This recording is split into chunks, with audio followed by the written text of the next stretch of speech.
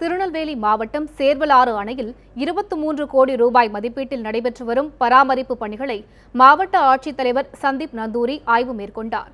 இதுகுறித்து செய்தியாளர் சுடலைக்குமார் தரும் கூடுதல் தகவல்களை தற்போது பார்க்கலாம். திருநெல்வேலி மாவட்டத்தில் பிரதான அணைகளான பாபநாசம், மணிமுத்தாறு, சேர்வலாறு ஆகிய 3 அணைகள் உள்ளன. இதில் 156 அடி கொள்ளளவு கொண்ட சேர்வலாறு அணை தான் இருப்பதிலே அதிக கொள்ளளவு கொண்ட அணையாக விளங்குகின்றது. இந்த சேர்வலாறு அணையில் அதாவது மதகு பகுதியில் ஏற்பட்ட பழுதின் காரணமாக சுமார் 25 கோடி மதிப்பில் பழுது பார்க்கும் பணியானது கடந்த 2 மாதத்திற்கு முன்பாக தொடங்கப்பட்டுள்ளது. இந்த நிலையில் கடந்த 2 வாரத்திற்கு முன்பாக பெய்த கனமழையின் காரணமாக சேர்வலாறு அணையின் நீர்மட்டம் அதிகரித்து காணப்பட்டது.